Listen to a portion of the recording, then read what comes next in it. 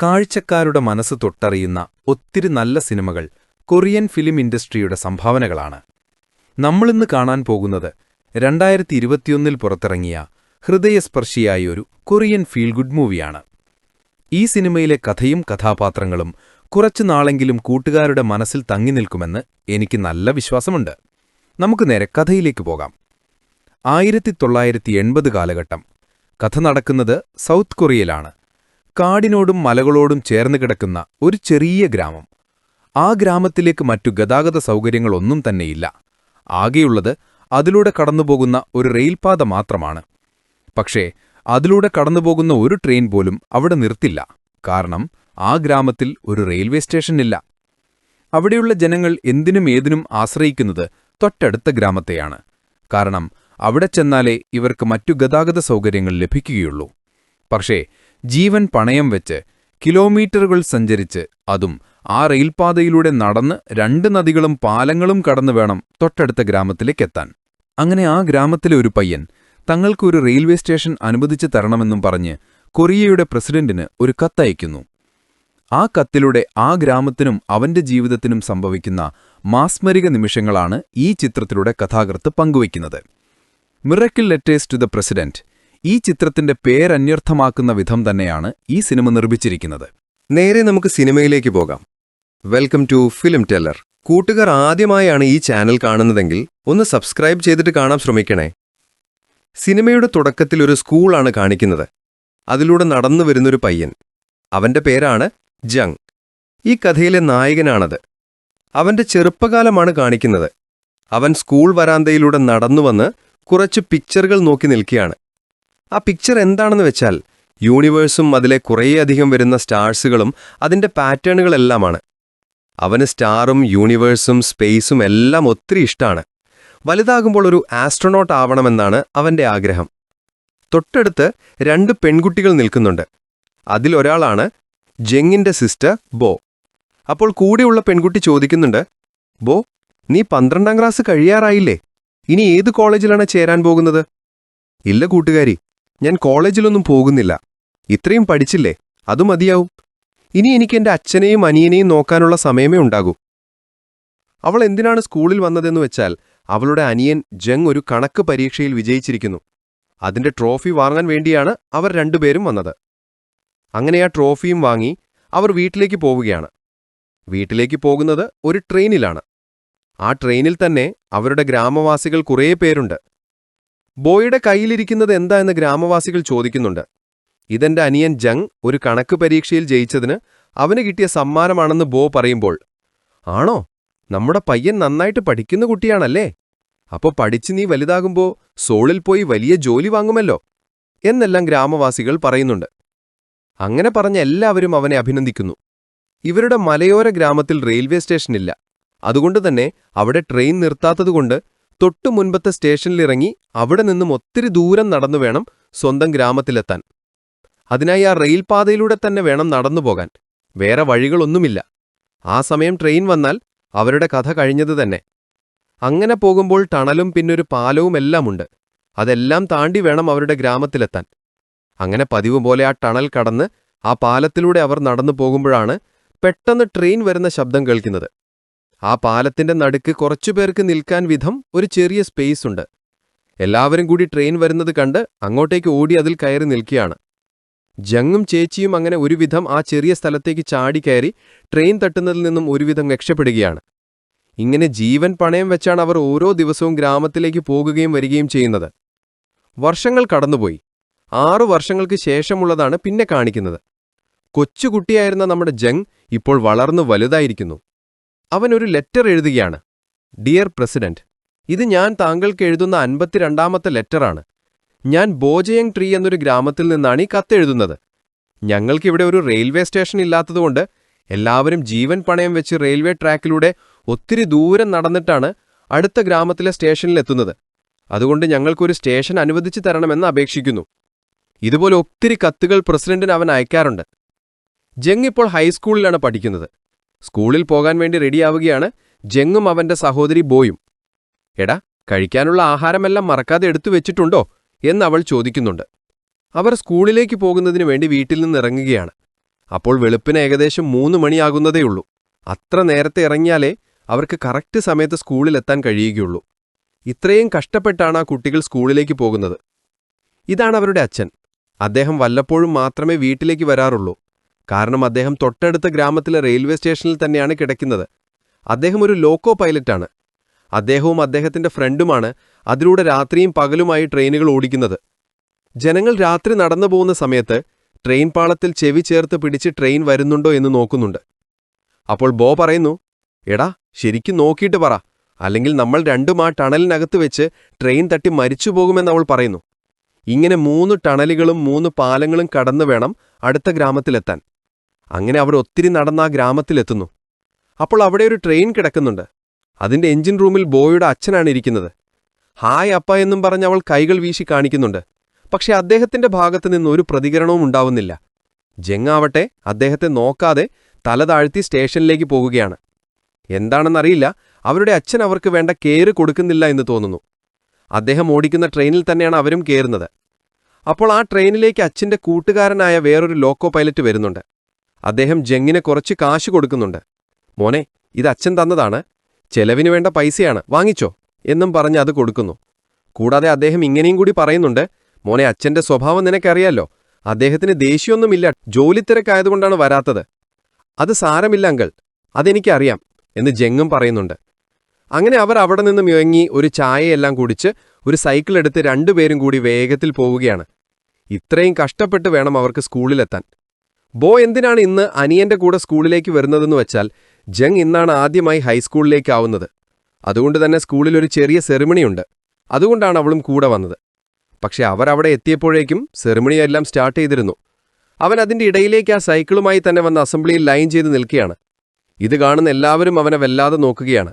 ആ കൂട്ടത്തിലൊരു സുന്ദരിക്കൊച്ച് അവനെ നോക്കി നിൽപ്പുണ്ട്. അവളുടെ പേരാണ് സോങ്.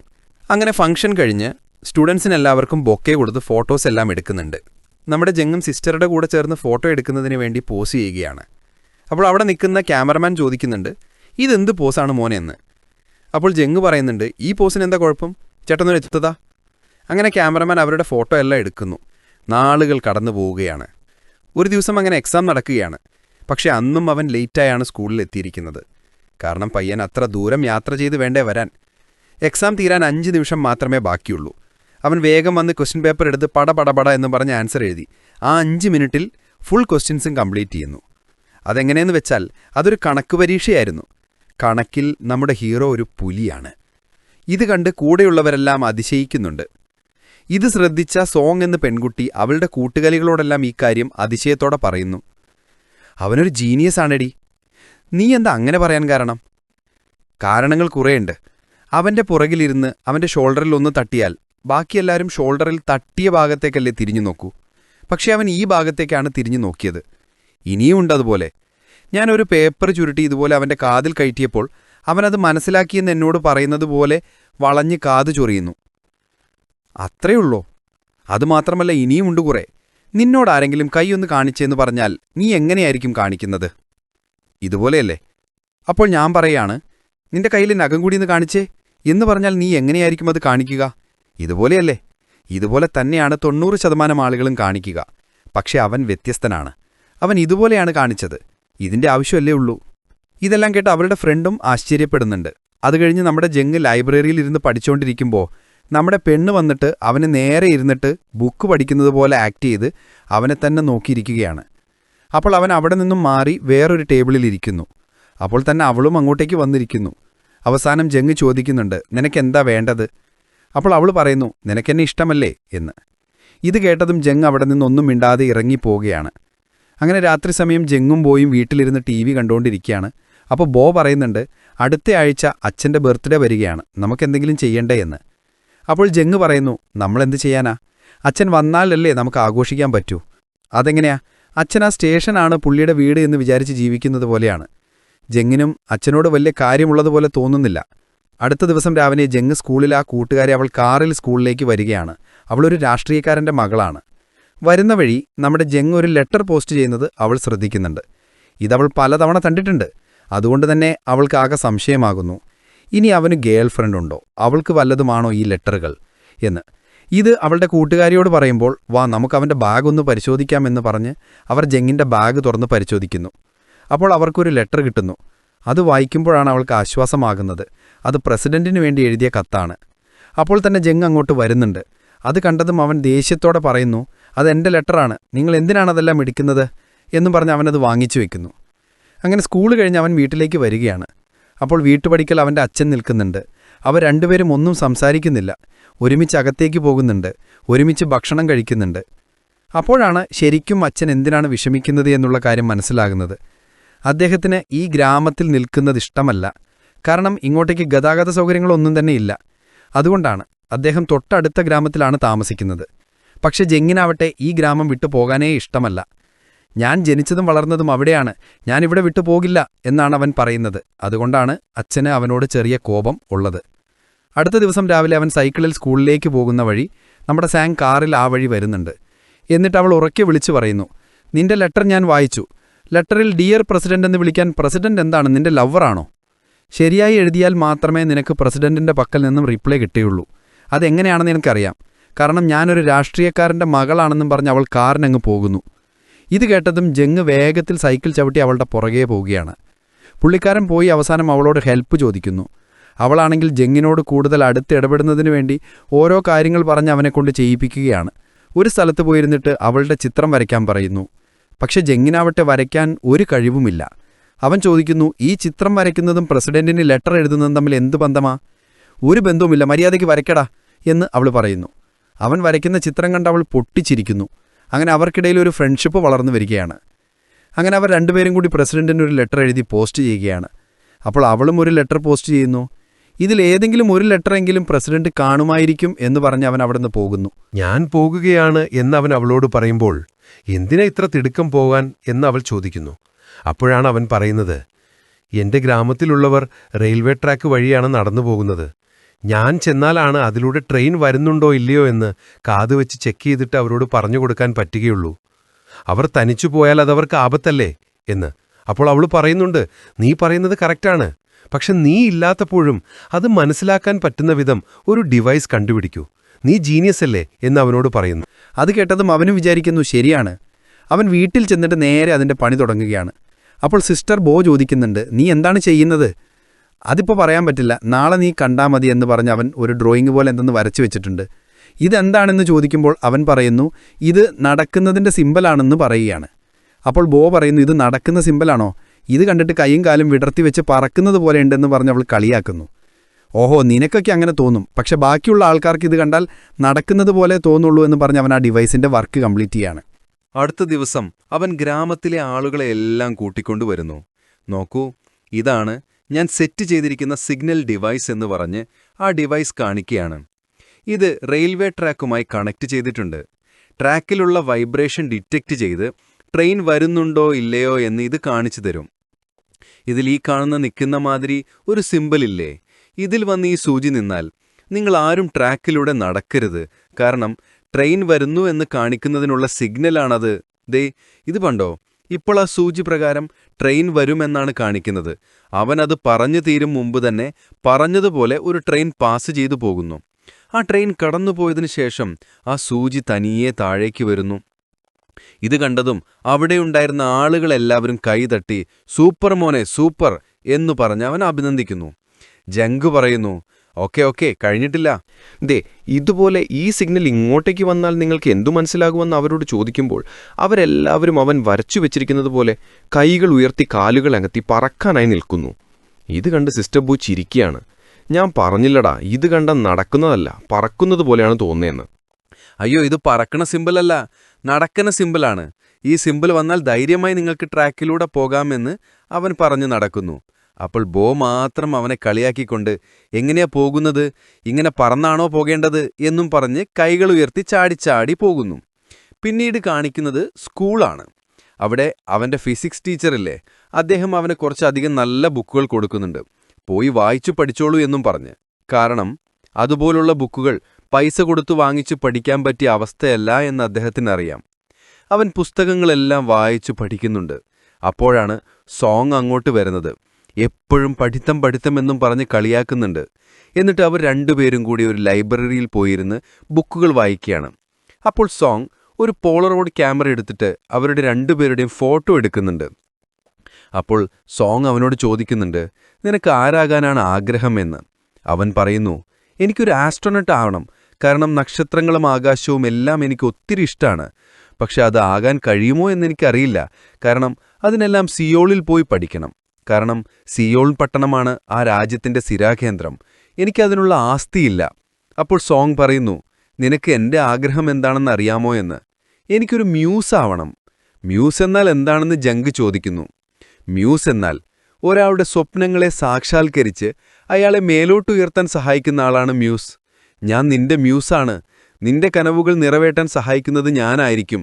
അതിന് നീ ഈ സയൻസ് ബുക്ക് മാത്രം പഠിച്ചാൽ പോരാ എന്ന് പറഞ്ഞ് അവൾ കുറച്ച് റൊമാൻസും ലവ് ബുക്സും എല്ലാം എടുത്തു കൊടുക്കുന്നു. അവനത് വീട്ടിൽ കൊണ്ടുപോയി വെച്ച് ഒരു പുതപ്പെല്ലാം തലയിലൂടെ ഇട്ട് ആരും കാണാതെ ആ ബുക്കുകൾ വായിച്ചുകൊണ്ടിരിക്കുകയായിരുന്നു. അപ്പോൾ നൈസായി വന്ന് ബോ അത് കാണുന്നു. നീ എന്താടാ റൊമാൻസ് ബുക്കൊക്കെയാണോ വായിക്കുന്നത് എന്നും പറഞ്ഞ് കളിയാക്കുന്നു. അപ്പോൾ ജങ്ക് പറയുന്നു, അയ്യോ ഇതെനിക്കെൻ്റെ ഫ്രണ്ട് സോങ് തന്നതാ. സോങ് ഗേൾഫ്രണ്ടാണോ ബോയ്ഫ്രണ്ടാണോ എന്ന് ചോദിക്കുന്നു. അവളൊരു പെൺകുട്ടിയാണ്, ജസ്റ്റ് ഫ്രണ്ട് അത്രയുള്ളൂന്ന് അവൻ പറയുമ്പോൾ, ഓഹോ എൻ്റെ അനിയൻകുട്ടൻ വലുതായിരിക്കുന്നു, ഗേൾഫ്രണ്ട്സിനെ എല്ലാം കിട്ടിയിരിക്കുന്നു എന്നും പറഞ്ഞ് അവനെ കളിയാക്കുന്നു. എന്നിട്ട് പറയുന്നു, അവൾക്ക് നിന്നെ ഇഷ്ടാണെന്ന് തോന്നുന്നു, അതുകൊണ്ടാണ് നിന്നെ ഇത്രയും ഹെൽപ്പ് ചെയ്യുന്നത്. അതുകൊണ്ട് നീ ഇനി മുതൽ ഈ അങ്കിൾ മാതിരി ഇടുന്ന ഡ്രസ്സെല്ലാം ഇട്ട് സ്കൂളിൽ പോകരുത്, നല്ല കുട്ടപ്പനായി വേണം പോകാനെന്നും പറഞ്ഞ് കുറച്ച് നല്ല ഡ്രസ്സെല്ലാം എടുത്തു കൊടുക്കുന്നു. അതെല്ലാം ഇട്ട് അടിപൊളിയായി അവൻ സ്കൂളിലേക്ക് പോകുന്നു. അങ്ങനെ സോങ്ങിൻ്റെ കൂടെ അവൻ റെസ്റ്റോറൻറ്റിൽ പോകുന്നുണ്ട്. സാധാരണ സോങ് ആണ് ഓർഡർ ചെയ്യാറ്. ഇവൻ ഒന്നും മിണ്ടാതിരിക്കാറാണ് പതിവ്. പക്ഷെ ഇത്തവണ അവൻ വളരെ എൻജോയ് ചെയ്ത് ആക്റ്റീവായി എല്ലാം ഓർഡർ ചെയ്ത് അവളോട് നന്നായി സംസാരിക്കുന്നു. കൊള്ളാലോ, പയ്യനാകെ മാറിപ്പോയല്ലോ എന്നും പറഞ്ഞ് സോങ് അവനെ നോക്കിയിരിക്കുന്നു. അങ്ങനെ ഒരു ദിവസം അവർ ലൈബ്രറിയിൽ ഇരുന്ന് പഠിക്കുകയാണ്. അപ്പോൾ സോങ് വാ തുറന്ന് അവിടെ കിടന്ന് ഉറങ്ങുകയാണ്. അവൻ വന്നു അവളുടെ വായെല്ലാം അടച്ചു വെക്കുന്നുണ്ട്. അതിനുശേഷം അവർ രണ്ടുപേരും കൂടി സൈക്കിളിൽ കറങ്ങി നടക്കുകയാണ്. ദിവസങ്ങൾ അങ്ങനെ കടന്നുപോയി. അങ്ങനെ ഒരു ദിവസം ലൈബ്രറിയിൽ ഇരിക്കുമ്പോൾ സോങ് അവരോട് ചോദിക്കുന്നുണ്ട്, നിന്റെ ആഗ്രഹം സഫലമാകണമെങ്കിൽ നീ സിയോളിൽ പോയൊക്കെ പഠിക്കേണ്ടി വരും. അപ്പോൾ ജങ്ക് പറയുന്നു, അവിടെ പോയി പഠിക്കാൻ എനിക്ക് ആഗ്രഹമുണ്ട്, പക്ഷെ എനിക്കതിന് കഴിയില്ല, കാരണം എനിക്കെൻ്റെ സഹോദരിയെ തനിച്ചാക്കി വരാൻ കഴിയില്ല എന്ന്. അപ്പോൾ അവൾ പറയുന്നു, പക്ഷെ നിന്റെ ഗ്രാമത്തിലൊരു സ്റ്റേഷൻ വന്നാൽ നിനക്ക് ദിവസവും ആ ട്രെയിൻ കയറി അവിടെ പോയി പഠിക്കാൻ പറ്റും. പക്ഷെ പ്രസിഡന്റിന്റെ കയ്യിൽ നിന്നും ഒരു റിപ്ലൈയും വന്നില്ലല്ലോ, കാരണം എന്താണെന്ന് നിനക്കറിയാമോ എന്ന് സോങ് ചോദിക്കുന്നു. ഈ ലെറ്റർ എഴുതുന്ന നിന്നെ പ്രസിഡന്റിന് അറിയില്ല. അതുതന്നെ, നീ എങ്ങനെയെങ്കിലും ഒന്ന് ഫേമസ് ആവണം, എന്നാൽ മാത്രമേ നീ പറയുന്ന കാര്യങ്ങൾ ചെവിയിലെത്തുകയുള്ളൂ. എങ്ങനെ ഫേമസ് ആക്കാനാണെന്ന് ചിന്തിച്ചാൽ, എടാ നമ്മുടെ നാട്ടിലൊരു ഫേമസ് ക്വിസ് കോമ്പറ്റീഷൻ നടക്കാൻ പോകുന്നുണ്ട്. ഞാൻ കുറച്ച് ചോദ്യങ്ങൾ ചോദിക്കട്ടെ, നീ ആൻസർ പറ എന്ന് പറഞ്ഞ് അവൾ കുറച്ച് ചോദ്യങ്ങൾ ചോദിക്കുന്നു. പക്ഷേ ജനറൽ നോളജിൽ ജങ്ങിൻ്റെ അറിവ് വട്ടപൂജ്യമാണ്. എല്ലാത്തിനും പൊട്ടത്തനാണ് വിളിച്ചു പറയുന്നത്. അവസാനം ദേഷ്യം വന്ന് സോങ് അവനോട് വെറുതെ ചോദിക്കുന്നു, 4,67,839 ഗുണനം 85,127. നമ്മുടെ ജങ്ക് ടക്കെന്ന് പറഞ്ഞ ആൻസർ പറയുന്നു 4,71,87,783. ഇത് കേട്ടതും സോങ് കിളി പറന്നിരിക്കുന്നു. എടാ നീ മാത്സിലാണ് പുലി, അതിലേതെങ്കിലും ക്വിസ് ഉണ്ടെങ്കിൽ നമുക്ക് ഫസ്റ്റ് അടിക്കാം. അങ്ങനെ അവർ അന്വേഷിച്ച് ഒരു ക്വിസ് കണ്ടെത്തുന്നു. അതിൽ ജയിക്കുന്നവർക്ക് പ്രസിഡന്റാണ് സമ്മാനം നൽകുന്നത്. അങ്ങനെ അതിൽ പങ്കെടുത്ത ജങ് തന്നെ ഫസ്റ്റ് അടിക്കുന്നു. പക്ഷെ അവസാനമാണ് അവരത് മനസ്സിലാക്കുന്നത്. ആ ക്വിസിൽ ജയിക്കുന്ന ആൾക്ക് പ്രസിഡന്റാണ് സമ്മാനം കൊടുക്കുന്നത്. പക്ഷെ അത് രാജ്യത്തിൻ്റെ പ്രസിഡന്റ് അല്ല, എഡ്യൂക്കേഷൻ പ്രസിഡന്റാണ് സമ്മാനം കൊടുക്കുന്നത്. അവസാനം നിവർത്തികെട്ട് അവരൊരു തീരുമാനമെടുക്കുന്നു, നമുക്ക് നേരിട്ട് സിയോളിൽ പോയി പ്രസിഡന്റിനെ കാണാം. അങ്ങനെ അവരൊരു ബസ്സിൽ കയറി യാത്ര തുടങ്ങുകയാണ്. പക്ഷെ ജങ്ങിന് ബസ്സിൽ യാത്ര ചെയ്ത് പരിചയമില്ല. അവന് ട്രെയിനിലും നടന്നുപോയി മാത്രമേ പരിചയമുള്ളൂ. അതുകൊണ്ട് തന്നെ അധികം ദൂരമാകുന്നത് മുമ്പ് അവൻ ഛർദ്ദിച്ച് അവശനാകുന്നു. അങ്ങനെ ആ യാത്ര ക്യാൻസൽ ചെയ്ത് അവർ തിരിച്ചു പോരുന്നു. അങ്ങനെ ഒരു ദിവസം അവർ രണ്ടുപേരും ലൈബ്രറിയിൽ ഇരിക്കുകയാണ്. സോങ്ങിന് ബോറടിച്ച് അവിടെ ഇരുന്ന് ചോദിക്കുന്നു, എടാ നമുക്ക് സിനിമയ്ക്ക് പോയാലോ? ഓക്കെ ശരി പോകാം എന്ന് ജങ്ക് പറയുന്നു. പക്ഷെ സോങ് അവളുടെ വീട്ടിലേക്കാണ് അവനെ കൊണ്ടുപോകുന്നത്. അവിടെ ടിവിയിൽ കാസറ്റ് ഇട്ട് നമുക്ക് സിനിമ കാണാമെന്ന് പറഞ്ഞ് വീട്ടിലേക്ക് ക്ഷണിക്കുന്നു. അവരങ്ങനെ സോങ്ങിന്റെ റൂമിൽ കാസറ്റ് ഇട്ട് സിനിമ കണ്ടുകൊണ്ടിരിക്കുകയാണ്. അപ്പോൾ അതിലൊരു റൊമാൻറ്റിക് സീൻ വരുന്നു. അത് കണ്ട് രണ്ടുപേർക്കും ഒരു അട്രാക്ഷൻ ഉണ്ടാകുന്നു. അവരുടെ ഫ്രണ്ട്ഷിപ്പ് വളർന്ന് റൊമാൻസിലേക്ക് മാറിയിരിക്കുന്നു. ജങ് അറിയാതെ അവളെ കിസ് ചെയ്യാനായി ചേർന്നിരിക്കുന്നു. പെട്ടെന്ന് ആ കാസറ്റ് സ്റ്റക്കാകുന്നു. ആ സമയം തന്നെ വീട്ടിലേക്ക് സോങ്ങിന്റെ അമ്മയും വരുന്നുണ്ട്. ഇനി എന്ത് ചെയ്യണമെന്നറിയാതെ ജങ് പെട്ടെന്ന് ആ കാസറ്റ് എടുത്ത് പല്ലുകൊണ്ട് പൊട്ടിച്ചു കളയുന്നു. സോങ് അതിനുശേഷം നേരെ കാഷ്വലായി അവളുടെ അമ്മയുടെ അടുത്ത് ചെന്ന് പറയുന്നു, അമ്മേ, ഇതാണ് ജങ്, എൻ്റെ ഫ്രണ്ടാണ്, ഞങ്ങൾ ഹോംവർക്ക് ചെയ്യുകയായിരുന്നു. അപ്പോൾ അമ്മ പറയുന്നുണ്ട്, മോനെ ഭക്ഷണം കഴിച്ചിട്ട് പോയാൽ മതിയെന്ന്. അപ്പോൾ ജങ് പറയുന്നു, വേണ്ട, കുറച്ച് തിരക്കുണ്ട്, വേഗം പോകണമെന്ന് പറഞ്ഞ് അവിടുന്ന് വേഗം പോകുന്നു. അടുത്ത ദിവസം ക്ലാസ് റൂമിലെ സീനാണ് കാണിക്കുന്നത്. അത് തൊട്ടടുത്ത ദിവസമാണ്. അന്ന് സോങ് ക്ലാസ്സിൽ വന്നിട്ടില്ല. ദൈവമേ, ഇനി ഇന്നലെ അവളെ വീട്ടിൽ വെച്ച് കിസ് ചെയ്യാൻ പോയ കാര്യം എങ്ങാനും അമ്മ അറിഞ്ഞിരിക്കുമോ എന്ന് പേടിച്ചിരിക്കുമ്പോഴാണ് കറക്റ്റായി ജങ്ങിനെ പ്രിൻസിപ്പലിന്റെ റൂമിലേക്ക് വിളിക്കുന്നത്. പേടിച്ച് ജങ് പ്രിൻസിപ്പൽ റൂമിലെത്തുമ്പോൾ അവിടെയുള്ളത് സോങ്ങും അവളുടെ അച്ഛനുമാണ്. അയ്യോ, എന്നെക്കുറിച്ച് പ്രിൻസിപ്പലിനോട് കംപ്ലൈന്റ് ചെയ്യാൻ വന്നിരിക്കുന്നതാണെന്ന് കരുതി അവൻ പെട്ടെന്ന് അവളുടെ അച്ഛനെ നോക്കി പറയുന്നു, അങ്കിളെ, അറിയാതെ ഉമ്മ കൊടുത്തു പോയതാണ്, ക്ഷമിക്കണം. എന്ത്? ഉമ്മയോ? നീ നന്നായി പഠിക്കുമെന്ന് ഇവൾ പറഞ്ഞു. നിങ്ങൾ രണ്ടുപേരെയും തുടർന്ന് പഠിപ്പിക്കുന്നതിനു വേണ്ടി സിയോണിലേക്ക് അയക്കാനുള്ള കാര്യങ്ങൾ സംസാരിക്കാൻ വേണ്ടി വന്നതാണ്. അപ്പോഴേക്കും സോങ് അവനെ നോക്കി, എടാ, നീ പറഞ്ഞ എല്ലാം കുളമാക്കുമോ എന്ന് പറഞ്ഞ് അവനെ നോക്കി പേടിപ്പിക്കുന്നു. അപ്പോഴേക്കും ജങ്, ഉമ്മയല്ല, ഉപ്പുമാവ്, ഇന്നലെ ആന്റി വീട്ടിൽ വെച്ച് തന്ന ഉപ്പുമാവ് നന്നായിരുന്നു എന്നും പറഞ്ഞ് അവൻ വിഷയം മാറ്റുന്നു. അവൻ വീട്ടിൽ പോയി ബോയിനോട് കാര്യങ്ങളെല്ലാം പറയുന്നുണ്ട്. അവന്റെ ചേച്ചി അവനോട് പുറത്തുപോയി പഠിച്ചു വലിയ ആളാവാൻ പറഞ്ഞുകൊണ്ടിരിക്കുകയാണ്. പക്ഷെ അവൾ എന്തു പറഞ്ഞിട്ടും അവൻ നാട് വിട്ടു പോകാൻ തയ്യാറാവുന്നില്ല. തന്റെ ചേച്ചിയെ വിട്ട് അവൻ എങ്ങോട്ടും പോകില്ല എന്നാണ് പറയുന്നത്. ഇനി ഈ കാര്യം എന്നോട് പറയണ്ട എന്നുകൂടി അവൻ അവളോട് പറയുന്നു. അങ്ങനെ കുറച്ചു കാലങ്ങൾ കടന്നുപോയി. ഒരു ദിവസം വൈകുന്നേരം ട്രെയിനിൽ വീട്ടിലേക്ക് വരും വഴി താഴെ ഒരു പാലത്തിന് താഴെ ഒത്തിരി ആളുകൾ കൂട്ടം കൂടി നിൽക്കുന്നത് കാണുന്നു. എന്തോ അപകടം സംഭവിച്ചിട്ടുണ്ട് എന്ന് മനസ്സിലാക്കി അവൻ അവിടെ ഇറങ്ങി അങ്ങോട്ടേക്ക് പോയി നോക്കുമ്പോഴാണ് മനസ്സിലാക്കുന്നത്, താനുണ്ടാക്കിയ സിഗ്നൽ ഡിവൈസ് കുറേ നാളുകളായി മെയിൻ്റനൻസ് ഒന്നും ചെയ്യാത്തതുകൊണ്ട് കറക്റ്റായി വർക്ക് ചെയ്തിട്ടില്ല. അതറിയാതെ അതിലൂടെ പോയൊരു സ്ത്രീ അപകടത്തിൽപ്പെട്ട് മരിച്ചിരിക്കുന്നു. അവൻ വല്ലാതെ വിഷമിക്കുന്നു. ആ മരിച്ചുപോയ സ്ത്രീക്ക് ഒരു കുട്ടിയുമുണ്ട്. അവളിപ്പോൾ അനാഥയായിരിക്കുന്നു. ഇതെല്ലാം കണ്ട് വളരെ വിഷമിച്ച് ജങ് നടന്നു വരുന്നത് അവൻ്റെ അച്ഛനും കാണുന്നുണ്ട്. അതുകൊണ്ട് അദ്ദേഹവും ഒത്തിരി വിഷമിക്കുന്നു. ഇപ്പോഴാണ് നമുക്കൊരു വലിയ സത്യം മനസ്സിലാവുന്നത്. ഇതേ പാലത്തിൽ വെച്ചാണ് ജങ് കുഞ്ഞായിരിക്കുമ്പോൾ ഒരു 6 വർഷം മുമ്പ് ഇതുപോലൊരു ട്രെയിൻ വന്ന സമയത്ത് പേടിച്ച് ട്രാക്കിലുണ്ടായിരുന്ന എല്ലാവരും കൂടി ഓടി ഒരു ചെറിയ സ്ഥലത്ത് പിടിച്ചു നിന്നത്. അന്ന് ബോയും ജങ്ങും ഉണ്ടായിരുന്നു. ആ കൂട്ടത്തിൽ ആ ട്രോഫിയുമായി വന്ന അതേ ദിവസം അവന്റെ കയ്യിൽ നിന്നും ആ ട്രോഫി തട്ടി പുഴയിലേക്ക് വീഴുന്നുണ്ട്. അത് പിടിക്കാനായി ബോ ശ്രമിക്കുമ്പോൾ ഒരു ട്രെയിൻ അതിലൂടെ പാസ് ചെയ്തു പോകുന്നു. പെട്ടെന്ന് അവൾ കാലുവഴുതി പുഴയിലേക്ക് വീഴുന്നു. അങ്ങനെയാണ് നമ്മുടെ ജങ്ങിന്റെ ചേച്ചി, അതായത് ബോ, മരണപ്പെടുന്നത്. അതും അവന്റെ കൺമുമ്പിൽ തന്നെ. ഇതറിഞ്ഞ് അവരുടെ അച്ഛൻ അങ്ങോട്ടേക്ക് ഓടി വരുന്നുണ്ട്. ബോയുടെ ശരീരമെങ്കിലും ലഭിക്കുന്നതിനു വേണ്ടി ആ രാത്രി മൊത്തം അദ്ദേഹവും കൂട്ടരും ആ വെള്ളത്തിനടിയിൽ അന്വേഷിക്കുന്നുണ്ട്. പക്ഷെ അവരുടെ ശരീരം അവർക്ക് ലഭിക്കുന്നില്ല. പകരം പുഴയിലേക്ക് വീണ ആ ട്രോഫി മാത്രമാണ് അവർക്ക് ലഭിക്കുന്നത്. അങ്ങനെ അച്ഛനും മനസ്സ് തകർന്ന് തൻ്റെ മകളില്ലാതെ എങ്ങനെ ജീവിക്കുമെന്നറിയാതെ മനസ്സു നൊന്ത് അദ്ദേഹവും ജീവൻ അവസാനിപ്പിക്കാൻ തീരുമാനിക്കുന്നു. അയാൾ അതേ പുഴയിലിറങ്ങി ആത്മഹത്യ ചെയ്യാമെന്ന് കരുതി അങ്ങോട്ടേക്ക് ഇറങ്ങുമ്പോഴാണ് പുറകിൽ നിന്നും ഒരു ശബ്ദം കേൾക്കുന്നത്. എന്റെ ചേച്ചി എവിടെ പോയതാണ്? എനിക്ക് പേടിയാവുന്നുണ്ട്, ഇങ്ങ കേറി വാച്ച എന്നു പറഞ്ഞവൻ കരഞ്ഞു വിളിക്കുകയാണ്. അപ്പോഴാണ് അവിടെ അച്ഛൻ ചിന്തിക്കുന്നത്, അവന്റെ ചേച്ചി പോയി, ഇനി ആകെയുള്ള ഞാനും കൂടി പോയാൽ എന്റെ മകൻ എങ്ങനെ ജീവിക്കും എന്ന് അദ്ദേഹം ഓർത്ത് കരഞ്ഞ് അവനെ അവിടെ നിന്ന് കൂട്ടിക്കൊണ്ട് വീട്ടിലേക്ക് പോവുകയാണ്. അങ്ങനെ ജങ്ങിനും മനസ്സിലായി, തന്റെ ഈ ട്രോഫി എടുക്കാൻ വേണ്ടി നോക്കിയപ്പോഴാണ് ചേച്ചി വെള്ളത്തിൽ വീണു മരിച്ചതെന്ന്. അതുകൊണ്ട് ട്രോഫീന് വേണ്ട എന്നും പറഞ്ഞെടുത്ത് എറിയുകയാണ്. അതുപോലെ തന്നെ ആ സമയം ഇനി ജോലി വേണ്ട എന്ന് തീരുമാനിച്ച് അവരുടെ അച്ഛൻ മേലധികാരിയെ പോയി കണ്ടു പറയുമ്പോഴാണ് അവരൊരു കാര്യം കൂടി പറയുന്നത്.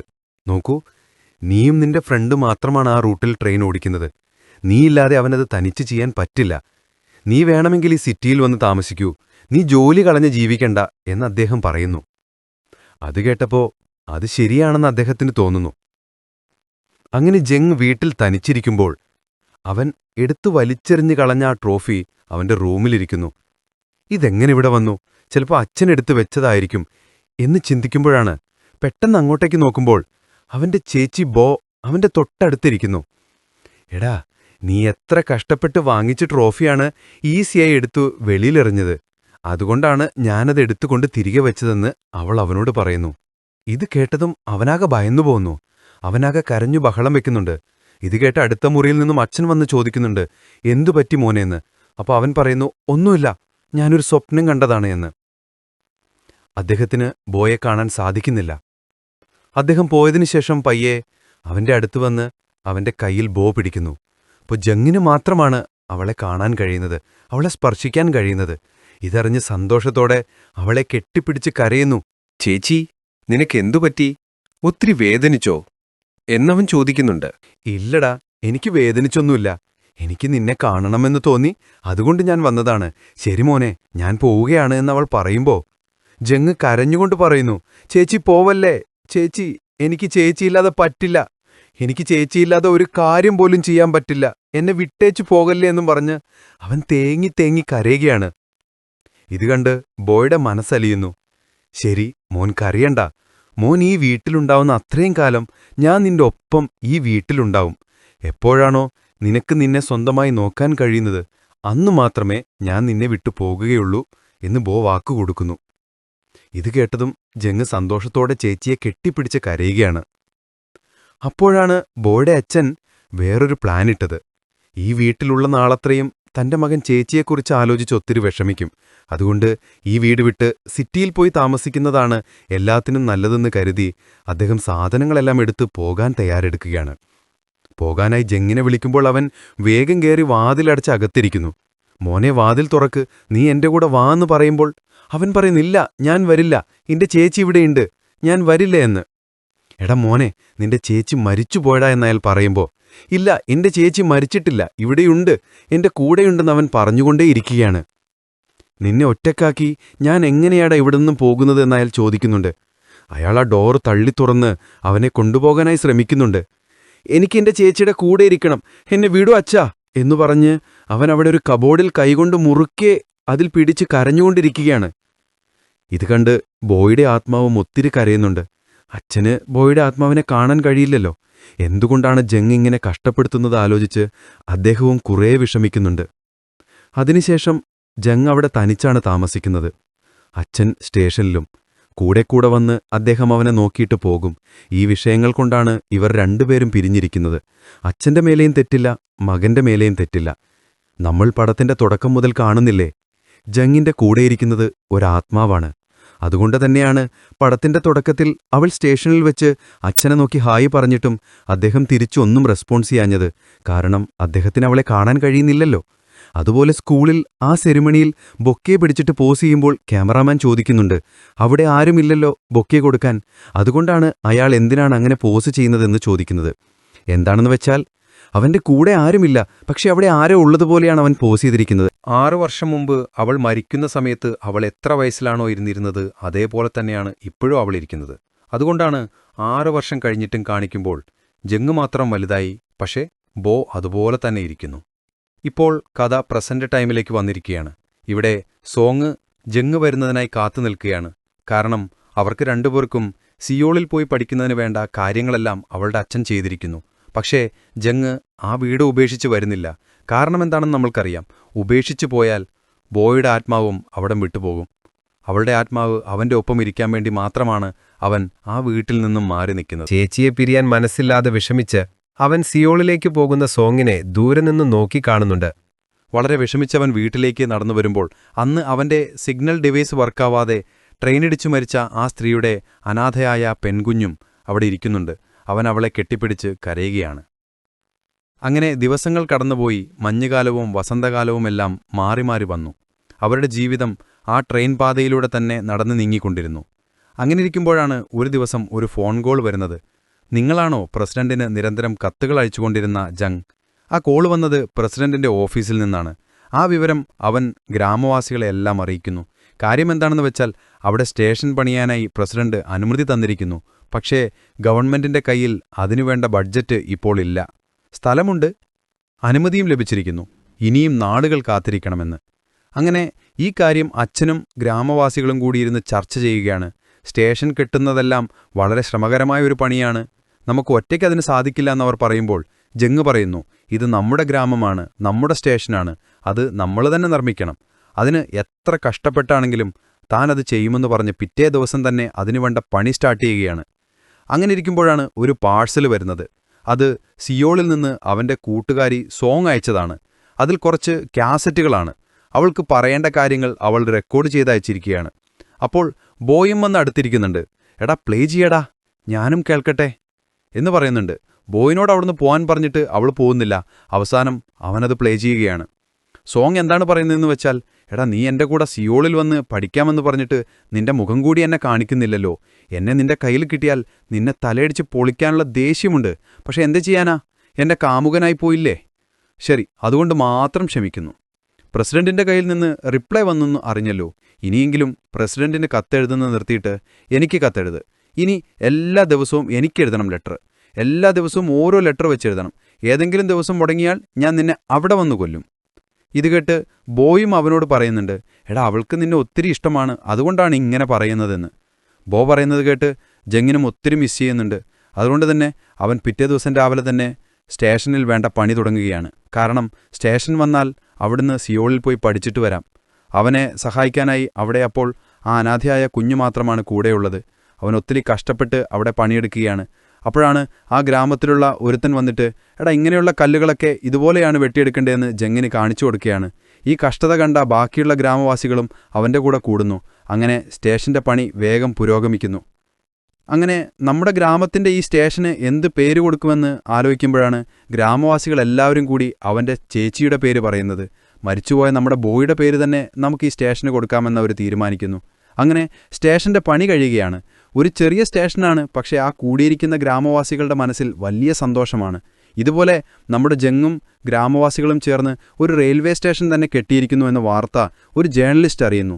ആ ജേർണലിസ്റ്റ് ജങ്ങിനെ മീറ്റ് ചെയ്ത് ഈ സ്റ്റേഷൻ കെട്ടിയതിൻ്റെ കഥയും ബാക്കി കാര്യങ്ങളെല്ലാം ചോദിച്ചു മനസ്സിലാക്കുന്നു. എന്നിട്ട് നമുക്കിതൊരു ആർട്ടിക്കിളിൽ പബ്ലിഷ് ചെയ്യാമെന്നും കൂടി അയാൾ പറയുന്നു. ഇൻ്റർവ്യൂ എല്ലാം കഴിഞ്ഞ് ജങ് വീട്ടിലേക്ക് നടന്നു വരികയാണ്. ഇന്നാണ് അവൻ്റെ ബർത്ത്ഡേ. നമ്മുടെ ബർത്ത്ഡേ എല്ലാം ആരാ ഓർക്കാനാണ് എന്നവൻ ചിന്തിച്ച് വീട്ടുപടിക്കലെത്തുമ്പോഴാണ് അവിടെ അവനെ കാത്തൊരാൾ നിൽക്കുന്നത് കാണുന്നത്. നോക്കുമ്പോൾ നമ്മുടെ സോങ്ങാണ്. അവൻ്റെ ബർത്ത്ഡേ ആയതുകൊണ്ട് ഇന്ന് ലീവ് എടുത്ത് കേക്കും വാങ്ങി വന്നതാണവൾ. വന്ന പാടെ അവൾ പറയുന്നു, എടാ ഇത്ര ദൂരം നടന്നാണോ നീ വന്നിരുന്നത്? എൻ്റെ കാല് വേദനിച്ചിട്ട് വയ്യ, എനിക്ക് വിശക്കുന്നുണ്ട്. അങ്ങനെ അവളെയും കൂട്ടി അവൻ വീട്ടിനകത്തേക്ക് പോയി അവൾക്ക് വേണ്ട ഭക്ഷണമെല്ലാം ഉണ്ടാക്കി കൊടുക്കുന്നു. തൊട്ടടുത്ത് ബോയും ഇരിക്കുന്നുണ്ട്. പക്ഷേ അവൾക്കത് കാണാൻ കഴിയില്ലല്ലോ. സോങ് അവൻ്റെ ചേച്ചിയെ അന്വേഷിക്കുന്നു. അപ്പോൾ അവൻ പറയുന്നു അവൾ പുറത്തു പോയിരിക്കുകയാണെന്ന്. കാരണം അവൻ്റെ ചേച്ചി മരിച്ചുപോയ വിവരമൊന്നും അവൾക്ക് അറിയില്ല. അപ്പോഴാണ് സോങ് ഒരു കാര്യം പറയുന്നത്, എടാ ഫിസിക്സ് ടീച്ചർ നിന്നോട് പറഞ്ഞില്ലേ ആ എക്സാമിൻ്റെ കാര്യം, അത് നല്ല എക്സാമാടാ. അത് പാസ്സായാൽ ഗവൺമെൻറ് നിന്നെ അമേരിക്കയിൽ വിട്ട് പഠിപ്പിക്കും. ഫുൾ സ്പോൺസർഷിപ്പ് ഗവൺമെന്റ് ചെയ്യും. നിനക്ക് നാസയിലെ ആസ്ട്രോനോട്ട് ആവാം. അപ്പോൾ ജങ്കു പറയുന്നുണ്ട്, നീ ഇപ്പോൾ ഈ കാര്യമൊന്നും പറയല്ലേ, പിന്നീട് സംസാരിക്കാമെന്ന്. അവർ ചോദിക്കുന്നു, അതിനെന്താ, ഇവിടെ ഇപ്പോ ആരുമില്ലല്ലോ, നമ്മൾ രണ്ടുപേര് മാത്രമല്ലേ ഉള്ളൂ, പിന്നെന്താണെന്ന്. ഇത് കേൾക്കുന്ന ബോയുടെ ആത്മാവിനും കാര്യങ്ങൾ മനസ്സിലാകുന്നു. എൻ്റെ അനിയന് വലിയ വലിയ സ്വപ്നങ്ങളുണ്ട്. പക്ഷേ താനിവിടെ ഉള്ളതുകൊണ്ട് മാത്രമാണ് അവൻ ആ സ്വപ്നങ്ങളെല്ലാം മൂടിവെച്ച് ഇവിടെ തന്നെ താമസിക്കുന്നത് എന്ന്. അങ്ങനെ അവരെല്ലാവരും കൂടി കേക്ക് കെട്ടിയത് ജങ്ങിൻ്റെ ബർത്ത്ഡേ ആഘോഷിക്കുകയാണ്. അതിനുശേഷം സോങ്ങിന് പോകാൻ സമയമായി. അവളെ അടുത്ത ഗ്രാമത്തിലെ സ്റ്റേഷനിൽ വിട്ടിട്ട് വരുന്നതിനു വേണ്ടി ജങ്ങും അവളുടെ കൂടെ പോവുകയാണ്. രാത്രി പോകുന്ന വഴിക്ക് അവൾ ചോദിക്കുന്നുണ്ട്, എടാ നീ എനിക്ക് ഒത്തിരി മിസ് ചെയ്തിട്ടും ഒരു ലെറ്റർ പോലും എഴുതിയില്ലല്ലോ. അപ്പോൾ അവൻ പറയുന്നു, എനിക്ക് ഒത്തിരി മിസ് ചെയ്തു, ലെറ്റർ എഴുതിയതാണ്, പക്ഷേ ലെറ്റർ പോസ്റ്റ് ചെയ്യാൻ നിന്റെ അഡ്രസ്സ് നീ എന്താ പറയാതിരുന്നത്? അയ്യോ അത് ശരിയാണല്ലോ, അത് ഞാൻ എഴുതിയില്ലല്ലോ എന്ന് സോങ്ങും പറയുന്നു. എന്നിട്ട് അവളുടെ അഡ്രസ്സ് എഴുതി കൊടുക്കുന്നു. അതിനുശേഷം ആ ഇരുട്ടിലൂടെ നടന്നു പോവുകയാണ്. അപ്പോൾ രണ്ടുപേരും അവരുടെ കൈകൾ ചേർത്ത് പിടിച്ച് അങ്ങനെ പൊയ്ക്കൊണ്ടിരിക്കുന്നു. പെട്ടെന്ന് ജങ് അവന്റെ കയ്യിലെ ടോർച്ച് ഓഫ് ചെയ്യാണ്. ഇത് കണ്ടതും അവൾ പേടിച്ചു പറയാണ്, എന്തിനാണ് നീ ടോർച്ച് ഓഫ് ചെയ്തത്? എനിക്ക് പേടിയാവുന്നു എന്ന്. അപ്പോൾ അവൻ പറയുന്നുണ്ട്, മിണ്ടാതെ ചുറ്റിലൊന്ന് നോക്കാൻ പറയുമ്പോൾ ആ ഇരുട്ടിൽ ഒത്തിരി മിന്നാമിന്നി കൂട്ടങ്ങൾ അവർക്ക് ചുറ്റും പറന്നുയർന്ന അതിമനോഹരമായൊരു കാഴ്ചയാണ് അവർ കാണുന്നത്. അടുത്ത ദിവസം സ്കൂളിൽ വെച്ച് ഫിസിക്സ് ടീച്ചർ ആ കോമ്പറ്റീഷനു വേണ്ടിയുള്ള ഹാൾ ടിക്കറ്റ് കൊടുക്കുന്ന സീനാണ് കാണിക്കുന്നത്. നീ എക്സാം എന്തായാലും പാസ്സാവണം. നമ്മുടെ ഗവൺമെൻറ് സ്പോൺസർ നിനക്ക് നാസിയിൽ പോയി റിസർച്ച് ചെയ്യാൻ പറ്റും. നിന്റെ ആഗ്രഹങ്ങളെല്ലാം സഫലമാവുമെന്ന്. ജങ്ങിനറിയാം എക്സാം എഴുതിയാൽ താൻ എന്തായാലും പാസ്സാകുമെന്ന്. പക്ഷേ അങ്ങോട്ടേക്ക് പോയാൽ പിന്നെ തൻ്റെ ചേച്ചി ഒരിക്കലും കാണാൻ കഴിയില്ല എന്ന വിഷമത്തിലാണ് അവൻ എക്സാമിൻ്റെ കാര്യം വേണ്ട എന്ന് വെക്കുന്നത്. സത്യം പറഞ്ഞാൽ ജങ് മനസ്സുരുക്കിയാണ് ജീവിക്കുന്നത്. തനിക്ക് വേണ്ടിയാണ് തൻ്റെ ചേച്ചി അന്ന് മരണപ്പെട്ടത്. തൻ്റെ കയ്യിൽ നിന്നും പോയ ട്രോഫി പിടിക്കാൻ ശ്രമിക്കുന്നതിനിടയിലാണ് ചേച്ചി പുഴയിലേക്ക് വീണ് മരണപ്പെട്ടത്. അതുപോലെ തന്നെ അവനെ പ്രസവിച്ച സമയത്താണ് അവൻ്റെ അമ്മ മരണപ്പെട്ടത്. എല്ലാ കഷ്ടതകൾക്കും കാരണം അവൻ തന്നെയാണെന്ന് വിശ്വസിച്ച എല്ലാ കുറ്റങ്ങളും അവൻ്റെ മനസ്സിലേറ്റിയാണ് അവൻ കഴിയുന്നത്. ഒരുപക്ഷെ താൻ ജനിച്ചിരുന്നില്ലെങ്കിൽ അച്ഛനും അമ്മയും ചേച്ചിയും നന്നായി ജീവിച്ചേനെ എന്ന് വരെ അവൻ ചിന്തിക്കുന്നുണ്ട്. ആ സമയം ബോയിയുടെ ആത്മാവ് അവൻ്റെ അടുത്ത് വരുന്നത്. അവൾ പറയുന്നു, ഞാൻ കുറേ നാളായി നിന്നോടൊരു കാര്യം പറയണമെന്ന് വിചാരിക്കുന്നു. നീ ഇപ്പോൾ ഒത്തിരി വളർന്നു വലുതായിരിക്കുന്നു. ശരിക്കും പറഞ്ഞാൽ നീ എന്നേക്കാളും വളർന്നു വലുതായി. ഇപ്പോൾ നിനക്ക് നിന്റെ സ്വന്തം കാര്യങ്ങൾ നോക്കാൻ പ്രാപ്തനായി. നിനക്കിനി എൻ്റെ ആവശ്യമുണ്ടെന്ന് എനിക്ക് തോന്നുന്നില്ല മോനെ. അതുകൊണ്ട് നീ എന്നെ ഇവിടുന്ന് പോകാൻ അനുവദിക്കണം. അതിനായി നീ എന്നോട് ചിരിച്ചുകൊണ്ട് പറയണം, ചേച്ചി ഞാൻ വലുതായി, എൻ്റെ കാര്യങ്ങൾ സ്വന്തമായി നോക്കാൻ പ്രാപ്തനായി, ചേച്ചി പൊയ്ക്കോ എന്ന്. ഇതെല്ലാം കേട്ടിട്ടും നമ്മുടെ ജങ് ഒരു വാക്കുപോലും പറയാതെ വിഷമിച്ചിരിക്കുകയാണ്. പിറ്റേ ദിവസം രാവിലെ എല്ലാവരും സ്റ്റേഷൻ്റെ അടുത്ത് ഒത്തുകൂടിയിരിക്കുകയാണ്. കാരണം സ്റ്റേഷൻ ആയി. അതുകൊണ്ട് തന്നെ ആദ്യമായി ട്രെയിൻ നമ്മുടെ സ്റ്റേഷനിൽ നിർത്തുമെന്ന പ്രതീക്ഷയിലാണ് അവരെല്ലാം അവിടെ വന്നിരിക്കുന്നത്. ആ ട്രെയിൻ ഓടിച്ചു കൊണ്ടുവരുന്നത് അച്ഛൻ തന്നെയാണ്. അങ്ങനെ എല്ലാവരും സന്തോഷത്തോടെ ആ കാഴ്ച കാണാനായി നിൽക്കുമ്പോൾ ആ ട്രെയിൻ അവിടെ നിർത്താതെ അവരെ പാസ് ചെയ്തു പോവുകയാണ്. കാരണം എന്താണെന്ന് വെച്ചാൽ പ്രസിഡന്റ് സ്റ്റേഷൻ പണിയാൻ അനുവദിച്ച് തന്നിട്ടുണ്ടെങ്കിലും ട്രെയിൻ ആ സ്റ്റേഷനിൽ നിർത്തണമെന്ന ഓർഡർ അപ്രോച്ച് ചെയ്തുകൊണ്ട് റെയിൽവേ ഡിപ്പാർട്ട്മെന്റിനെ അറിയിച്ചിട്ടില്ല. അങ്ങനെ ഡിപ്പാർട്ട്മെന്റിൽ നിന്നും ഒരു ഓർഡർ ലഭിക്കാതെ ജങ്ങിന്റെ അച്ഛന് പോലും ആ ട്രെയിൻ അവിടെ നിർത്താൻ അധികാരമില്ല. അതുകൊണ്ടാണ് അദ്ദേഹം അവിടെ നിർത്താതെ പോയത്. അതോർത്ത് അദ്ദേഹത്തിന് വല്ലാത്ത വിഷമമുണ്ട്. അപ്പോഴാണ് അദ്ദേഹത്തിന്റെ സുഹൃത്തായ ലോക്കോ പൈലറ്റ് പറയുന്നത്, വിഷമിക്കേണ്ട സാർ, നമ്മൾക്കൊരു പവറുമില്ലല്ലോ. മുകളിൽ നിന്ന് ഓർഡർ കിട്ടിയാലല്ലേ നമുക്ക് ട്രെയിൻ അവിടെ നിർത്താൻ പറ്റുള്ളൂ. സാർ ഇത് നോക്കിയേ, നമ്മുടെ ജങ്ങിനെക്കുറിച്ച് ഒരു ആർട്ടിക്കിൾ വന്നിട്ടുണ്ടെന്നും പറഞ്ഞ് ആ മാഗസിൻ അവനെ കാണിക്കുന്നു. ആ മാഗസിനിൽ ആ സ്റ്റേഷന് വേണ്ടി ശ്രമിച്ച ജങ്ങിന്റെ കഥ ഡീറ്റെയിൽ ആയി എഴുതിയിട്ടുണ്ട്. അതിൽ പറയുന്നത് ജങ് അനുഭവിച്ച കഷ്ടതകളും, അതിൽ പറയുന്നത് പ്രകാരം ജങ് ജനിച്ചപ്പോഴേ അവൻ്റെ അമ്മ മരണപ്പെട്ടിരുന്നു. അതുപോലെ അവൻ്റെ ട്രോഫി പിടിക്കാൻ ശ്രമിക്കുന്ന സമയത്താണ് പാലത്തിൽ നിന്നും താഴെ വീണ അവൻ്റെ സഹോദരി മരണപ്പെട്ടത്. ഈ ഗതി മറ്റാർക്കും വരരുതെന്ന് വിചാരിച്ചാണ് താൻ ഈ സ്റ്റേഷൻ നിർമ്മിക്കാൻ ഇത്ര കഷ്ടപ്പെടുന്നതെന്നെല്ലാം അവനതിൽ എഴുതിയിട്ടുണ്ട്. ഇത് വായിച്ച് ജങ്ങിന്റെ അച്ഛൻ മാഗസിൻ ഓഫീസിലേക്ക് വിളിച്ച് ചീത്ത പറയുന്നു. കാരണം അതെല്ലാം അവർ സ്വന്തമായി ഭാവനയിൽ നിന്ന് എഴുതിയതാണ് എന്നാണ് അയാൾ കരുതിയത്. അപ്പോൾ ഇന്റർവ്യൂ ചെയ്ത ജേർണലിസ്റ്റ് പറയുന്നു, ഞാനതിൽ എഴുതിയിരിക്കുന്ന കാര്യങ്ങളെല്ലാം നിങ്ങളുടെ മകൻ ജങ് മനസ്സ് തുറന്ന് എന്നോട് പറഞ്ഞത് മാത്രമാണ്, വേറൊന്നുമല്ല എന്ന്. തന്റെ അമ്മയെ കൊന്നതും ചേച്ചിയെ കൊന്നതും താനാണെന്ന് ഒരു കുറ്റബോധത്തിലാണ് നിങ്ങളുടെ പയ്യൻ ഇപ്പോഴും ജീവിക്കുന്നത് എന്നയാൾ പറയുന്നു. ഇത് കേട്ടതും ജങ്ങിന്റെ അച്ഛന്റെ മനസ്സ് തകരുന്നു. കാരണം തന്നെക്കാളും എത്രയോ ഭാരം മനസ്സിലിട്ടാണ് എൻ്റെ മകൻ നടക്കുന്നത് എന്നോർത്ത്. ഈ സമയം ജങ് ആ റെയിൽവേ സ്റ്റേഷനിലിരുന്ന് ബോയിന്റെ ആത്മാവിനോട് സംസാരിച്ചുകൊണ്ടിരിക്കുകയാണ്. അവൻ്റെ കയ്യിൽ ഹാൾ ടിക്കറ്റുണ്ട്. ബോ പറയുന്നുണ്ട്, മര്യാദയ്ക്ക് ഞാൻ പറയുന്നത് കേൾക്കൂ. അമേരിക്കയിലേക്ക് പോകാനുള്ള വഴി നോക്കിക്കോ. നീ പഠിച്ചു വലിയ ആളാവണം. അതുതന്നെയാണ് ഇവിടെയുള്ള എല്ലാവരുടെയും ആഗ്രഹം. ചേച്ചി, നിനക്കറിഞ്ഞുകൂടാ ഞാനിതെല്ലാം എന്തിനാണ് ചെയ്യുന്നത് എന്ന്, എന്തിനാണ് ഈ സ്റ്റേഷൻ കെട്ടിയതെന്നെല്ലാം. അച്ഛൻ ഈ സ്റ്റേഷൻ കണ്ടിട്ട് അഭിമാനിക്കണം. ചെറിയ വയസ്സിൽ ഞാൻ പിറന്നപ്പോൾ തന്നെ അമ്മയെ കൊന്നു. ഞാൻ കാരണം നീയും മരിച്ചുപോയി. അതുകൊണ്ടുതന്നെ അച്ഛൻ്റെ മുഖത്തോട്ടുകൂടി എനിക്ക് നോക്കാൻ കഴിയുന്നില്ല. എങ്ങനെയെങ്കിലും അച്ഛൻ്റെ മനസ്സിന് കുറച്ച് സന്തോഷം കിട്ടണമെന്ന് വിചാരിച്ചാണ് ഇതെല്ലാം ചെയ്തത്. പക്ഷേ ഒന്നും ശരിയായി നടക്കുന്നില്ല. അപ്പോൾ ബോ പറയുന്നു, നീ വിഷമിക്കല്ലേ, ഇതൊന്നും ശരിയായി നടക്കാത്തതിന് കാരണം നീയല്ല. ആരു പറഞ്ഞു ഞാനല്ലെന്ന്? ഒരുപക്ഷേ ഞാൻ ജനിച്ചില്ലായിരുന്നുവെങ്കിൽ നിങ്ങൾ സന്തോഷമായി ജീവിച്ചേനെ. അച്ഛനും നീയും അമ്മയും കൂടി സന്തോഷമായി ജീവിച്ചേനെ. ഞാൻ കാരണമല്ലേ ഈ സങ്കടങ്ങളെല്ലാം നിങ്ങൾക്ക് വന്നത്. ഞാൻ കാരണം അമ്മയ്ക്ക് ദുരന്തം വന്നു, നിനക്ക് ദുരന്തം വന്നു, അച്ഛനും അനുഭവിക്കുന്നു. അങ്ങനെ എല്ലാവർക്കും കഷ്ടങ്ങൾ മാത്രം കൊടുക്കുന്ന ഞാൻ പിന്നെ എനിക്ക് മാത്രമായി ഒന്നും ചെയ്യാൻ തോന്നുന്നില്ല എന്നും പറഞ്ഞ് അവൻ ആ ഹാൾ ടിക്കറ്റ് വലിച്ചെറിയുകയാണ്. അവിടെ നിന്നും വിഷമിച്ച് അവൻ വീട്ടിലേക്ക് പോവുകയാണ്. അവൻ പോയി കുറച്ചു സമയം കഴിഞ്ഞാണ് അച്ഛൻ ആ ഗ്രാമത്തിലെ സ്റ്റേഷനിലേക്ക് വരുന്നത്. ആ സ്റ്റേഷൻ കണ്ട് അദ്ദേഹം ഒത്തിരി വിഷമമാർന്നു. അവിടെ തന്റെ മകളുടെ പേര് കണ്ട് അദ്ദേഹത്തിന് അഭിമാനവും വിഷമവും ഒരുമിച്ചു വരുന്നു. അദ്ദേഹം കുറച്ചുനേരം തേങ്ങിക്കരഞ്ഞ് വീണ്ടും തന്റെ ജോലിക്കായി അടുത്ത ഗ്രാമത്തിലെ സ്റ്റേഷനിലേക്ക് പോകുകയാണ്. അപ്പോഴാണ് അങ്ങോട്ടേക്ക് സ്റ്റേഷൻ മാസ്റ്ററും ജങ്ങിന്റെ ഫിസിക്സ് ടീച്ചറും അങ്ങോട്ടേക്ക് വന്ന് സിയോളിൽ വെച്ച് നടക്കുന്ന ആ എക്സാമിനെക്കുറിച്ച് അച്ഛനോട് പറയുന്നത്. എങ്ങനെയെങ്കിലും ജങ്ങിനെ എക്സാം എഴുതിക്കണം, പാസ്സാകണം, അതോടെ അവന്റെ ജീവിതം വളരെ ഉയരത്തിലെത്തുമെന്നും എല്ലാം ആ ടീച്ചർ പറയുന്നുണ്ട്. അദ്ദേഹം ജോലിക്കായി ട്രെയിനിൽ കയറി ട്രെയിൻ ഓടിച്ചുകൊണ്ടിരിക്കുകയാണ്. അപ്പോഴാണ് അദ്ദേഹം ആലോചിക്കുന്നത്, ഇത്രയും വലിയ അവസരം അവന് ലഭിച്ചിട്ടുകൂടി അവൻ അതിനെക്കുറിച്ച് ചിന്തിക്കാതെ നമ്മളോടുള്ള ഇഷ്ടം കൊണ്ട് മാത്രം അവൻ ഇവിടെ തന്നെ ജീവിക്കുകയാണ്, അതും അത്രയും വലിയ കുറ്റബോധം മനസ്സിലിട്ട്. നാളെ സിയോളിൽ എക്സാമിന് പോകണമെങ്കിൽ അവൻ ഇപ്പോഴേ അവിടെ നിന്ന് പോന്നിരിക്കണം. പക്ഷെ ഇപ്പോഴും വീട്ടിൽ തന്നെയാണുള്ളത്.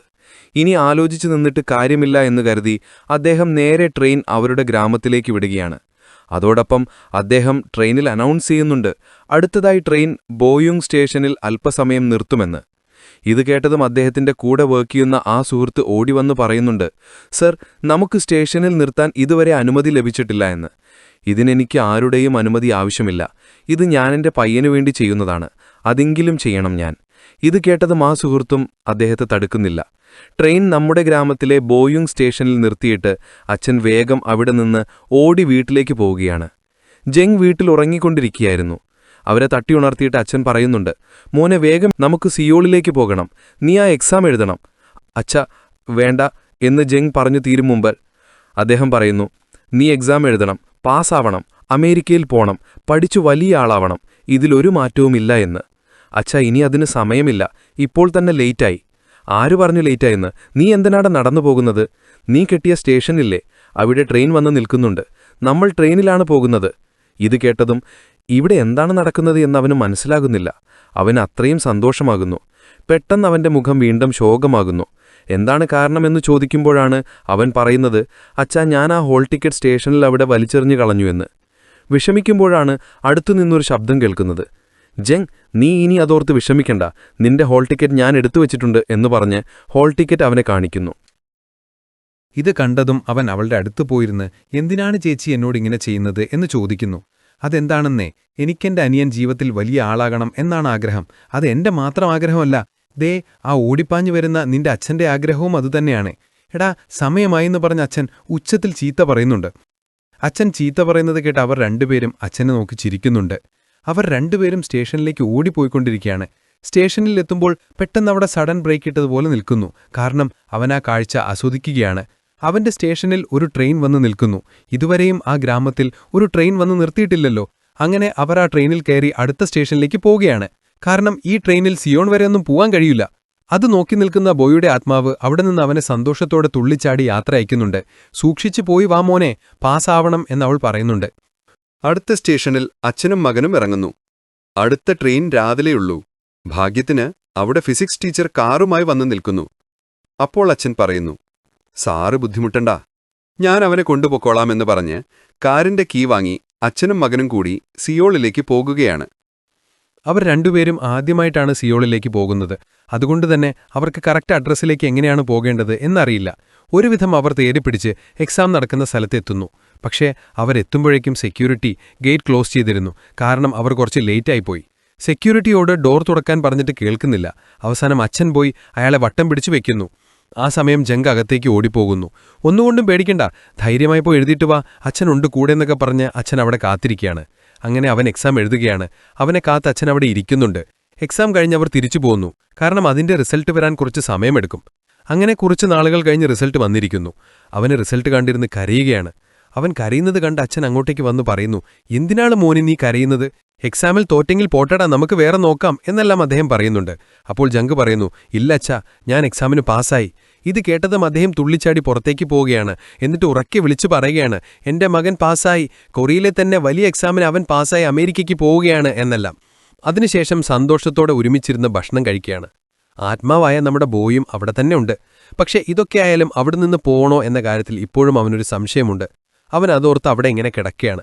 അപ്പോഴാണ് അവന്റെ അച്ഛൻ അടുത്ത് വന്നിരുന്നിട്ട് അവനോടൊരു സോറി പറയുന്നത്. എന്തിനാണ് അച്ഛാ എന്നോട് സോറി പറയുന്നത് എന്നവൻ ചോദിക്കുന്നുണ്ട്. മോനെ, നീ ഇത്ര വർഷങ്ങളായി നീ എന്തോ വലിയ തെറ്റ് ചെയ്തു എന്ന് കരുതി മനസ്സ് നീറിയല്ലേ ജീവിച്ചത്. മോനല്ല കുറ്റം ചെയ്തത്, ശരിക്കും ഞാനാണ് കുറ്റക്കാരൻ. നീ അമ്മയുടെ വയറ്റിലായിരുന്നപ്പോൾ അവൾക്ക് പ്രസവവേദന വന്ന സമയം ഞാൻ എനിക്ക് കഴിയും വിധം വീട്ടിലേക്ക് വേഗം വന്നു. പക്ഷെ അപ്പോഴേക്കും നിന്റെ അമ്മ മരിച്ചുപോയിരുന്നു. നിന്നെ പ്രസവിച്ച ശേഷം അവൾ മരിച്ചുപോയിരുന്നു. ആ സമയത്ത് കൂടെ ഉണ്ടായിരുന്നത് നിന്റെ ചേച്ചിയാണ്. ഒരുപക്ഷെ ഞാൻ കുറച്ചുകൂടി നേരത്തെ എത്തിയിരുന്നെങ്കിൽ നിന്റെ അമ്മയെ രക്ഷിക്കാമായിരുന്നു. അതുകൊണ്ടുതന്നെ അമ്മ മരിച്ചുപോയതിന്റെ കാരണം നീ ജനിച്ചതല്ല, ഞാൻ ലേറ്റായി വന്നതുകൊണ്ടാണ്. കുറച്ചുകൂടി നേരത്തെ വന്നിരുന്നെങ്കിൽ അവളെ ഒരുപക്ഷെ എനിക്ക് രക്ഷിക്കാൻ കഴിയുമായിരുന്നു. പിന്നെ നിന്റെ ചേച്ചി മരിച്ചു പോകുന്നതിനും കാരണം ഞാൻ തന്നെയല്ലേ? അന്നാ ട്രോഫി വാങ്ങാൻ വേണ്ടി ഞാനല്ലേ ശരിക്കും നിന്റെ കൂടെ വരേണ്ടത്? എനിക്ക് ഡ്യൂട്ടി എന്ന് പറഞ്ഞ് ഞാനത് അവളെ ഏൽപ്പിച്ചതുകൊണ്ടല്ല അങ്ങനെ സംഭവിച്ചത്. ഞാൻ ഓടിച്ചിട്ട് വന്ന ട്രെയിൻ കൊണ്ട് തന്നെയാണ് നിങ്ങൾ ഭയന്ന ഒരു സൈഡിലേക്ക് മാറി നിന്നത്. പക്ഷേ അതിന്റെ മോളുടെ അവസാനത്തെ നിമിഷമാണെന്ന് എനിക്കറിയില്ലായിരുന്നു. എല്ലാ പാവവും ചെയ്തത് ഞാനല്ലേ. ഇത് താങ്ങാൻ പറ്റാതെ ചാകാനാണ് ഞാനന്ന് പുഴക്കരയിൽ പോയത്. പക്ഷേ നിന്റെ വിളി കേട്ടതുകൊണ്ടാണ് ഞാൻ മരിക്കാതെ തിരിച്ചു വന്നത്. പക്ഷേ നീ വീട്ടിൽ ഇപ്പോഴും നിന്റെ ചേച്ചി ജീവനോടെ ഉണ്ടെന്ന് കരുതി ജീവിച്ചു തീർക്കുകയാണ്. നീ ഇങ്ങനെ ആയതിന്റെ കാരണം ഞാനല്ലേ. ഞാൻ ചെയ്തതാണ് തെറ്റ്. ഈ കുറ്റബോധം എന്റെ മനസ്സിലിരിക്കുന്നതുകൊണ്ടാണ് എനിക്ക് നിന്റെ കണ്ണിൽ നോക്കാൻ പറ്റാത്തത്, അല്ലാതെ നിന്നോട് ഇഷ്ടമല്ലാത്തതുകൊണ്ടല്ല. അതുകൊണ്ടാണ് ഞാൻ വീട്ടിലേക്ക് വരാതെ സ്റ്റേഷനിൽ തന്നെ കഴിച്ചുകൂട്ടുന്നത്. നീ ഒന്നും വിചാരിച്ച് വിഷമിക്കേണ്ട, നിന്റെ ഭാഗത്തൊരു തെറ്റുമില്ല. ഇത് കേട്ടതിനു ശേഷമാണ് നമ്മുടെ ജങ്ങിന്റെ മനസ്സിലെ ഭാരം കുറഞ്ഞത്. ഇതെല്ലാം കേട്ടതിനു ശേഷമാണ് ഈശ്വര, ഞാൻ അനുഭവിച്ച കഷ്ടത്തേക്കാൾ എത്രയോ മടങ്ങാണ് എന്റെ അച്ഛൻ അനുഭവിക്കുന്നത് എന്നോർത്ത് അവനും കരയാൻ ആരംഭിക്കുകയാണ്. എന്നിട്ടവൻ പറയുകയാണ്, അച്ഛാ വിഷമിക്കല്ലേ, ഞങ്ങൾക്ക് വേണ്ടിയല്ലേ ഈ കഷ്ടപ്പെട്ടത്. രാത്രിയും പകലുമില്ലാതെ ട്രെയിൻ ഓടിച്ച് ഞങ്ങൾക്ക് നല്ല ജീവിതം തരാൻ വേണ്ടിയല്ലേ ആദ്യം മുതൽക്കേ ഈ കഷ്ടപ്പെടുന്നത്. അച്ഛൻ വിഷമിക്കല്ലേ എന്നും പറഞ്ഞ് അദ്ദേഹത്തെ കെട്ടിപ്പിടിച്ച് സമാധാനിപ്പിക്കുന്നു. ആത്മാവായിരിക്കുന്ന ബോയും കരഞ്ഞ അച്ഛന്റെ തോളിൽ തലചായ്ച്ച് കിടക്കുന്നു. അങ്ങനെ അവസാനം കൊറിയൻ ഗവൺമെന്റ് ജങ്ങിനെ അമേരിക്കയിൽ അയച്ചു പഠിപ്പിക്കാൻ വിടുകയാണ്. അതോടൊപ്പം തന്നെ അവൻ നിർമ്മിച്ച ബോയിംഗ് സ്റ്റേഷനിൽ ഇനി മുതൽ ട്രെയിൻ നിർത്തണം എന്നൊരു ഉത്തരവും ഇറക്കിയിരിക്കുകയാണ്. സന്തോഷത്തോടെ അച്ഛനും ഗ്രാമവാസികളും അവനെ അതേ ട്രെയിനിൽ യാത്രയപ്പ് കൊടുക്കുകയാണ്. അവരെല്ലാവരോടും ടാറ്റാ പറഞ്ഞ് ട്രെയിനിൽ വന്നിരിക്കുമ്പോൾ തൊട്ടടുത്ത് അവന്റെ ഏറ്റവും പ്രിയപ്പെട്ട ചേച്ചിയുടെ ആത്മാവിരിക്കുന്നുണ്ട്. കൂടെയിരിക്കുന്ന ബോയെ നോക്കി അവൻ പറയുന്നുണ്ട്, ചേച്ചിയും അച്ഛനും ഇല്ലെങ്കിൽ ഞാൻ ഇത്ര ദൂരം പോകില്ല. ഇത് കേട്ടതും ബോ പറയുകയാണ്, അപ്പോ നിന്റെ വായാടി പെണ്ണിനെ മറന്നോ? പോകുന്നതിന് മുൻപ് സോങ്ങിനെ കണ്ട് ബൈ പറഞ്ഞിട്ട് വേണം പോകാൻ എന്ന് ബോ പറയുന്നുണ്ട്. ശരിയാണ് ചേച്ചി, ഞാൻ അവളുടെ കാര്യമെല്ലാം മറന്നുപോയി. അതുകൂടാതെ എനിക്ക് ചേച്ചിനോട് ഒരു കാര്യം പറയണമെന്ന് ജങ്ക് പറയുന്നു. അവനത് പറയാനായി ഇത്തിരി കഷ്ടപ്പെടുകയാണ്. ഇത് കണ്ട് ബോയുടെയും കണ്ണുകൾ നിറയുന്നുണ്ട്. എന്നിട്ടവൾ പറയുന്നുണ്ട്, നീ ധൈര്യമായി പറയോ, സന്തോഷത്തോടെ കൂടെ തന്നെ പറയണം എന്ന്. ഞാൻ എന്നെക്കൊണ്ടാവുന്ന വിധം കഷ്ടപ്പെട്ട് പഠിക്കും ചേച്ചി എന്ന് അവൻ പറയുന്നുണ്ട്. കൂടാതെ നീ എന്നെ കാണുന്നുണ്ടാവില്ലേ എന്നുകൂടി അവൻ ചോദിക്കുന്നുണ്ട്. നീ വിഷമിക്കല്ലേ, നിനക്കെന്നെ കാണാൻ കഴിയില്ലെങ്കിലും ഞാൻ നിന്നെ നോക്കിക്കൊണ്ടിരിക്കുന്നുണ്ടാവും. അപ്പോൾ ജങ് കരഞ്ഞുകൊണ്ട് പറയുന്നു, ചേച്ചി ഇനി എനിക്കെന്നെ നോക്കാൻ കഴിയും. എന്റെ കാര്യങ്ങൾ ഓർത്ത് വിഷമിക്കരുത്. നിനക്ക് മനസ്സമാധാനമായി ഈ ലോകത്ത് നിന്ന് പോകാം എന്നവൻ പറയുന്നു. ഇത് നീ എപ്പോ പറയുമെന്നാണ് ഞാൻ ഇത്ര നാൾ കാത്തുകൊണ്ടിരുന്നത്. എന്റെ അനിയൻകുട്ടി വനിതായിരിക്കുന്നു എന്നും പറഞ്ഞ് അവൾ അവന്റെ മുഖത്ത് കൈകൾ വെച്ച് തലോടുകയാണ്. ആ സമയം അവളുടെ മേലി ഒരു പ്രകാശം വന്ന് പതിക്കുന്നു. അങ്ങനെ അവൾ പയ്യെ അവിടെ നിന്നും മറയുകയാണ്.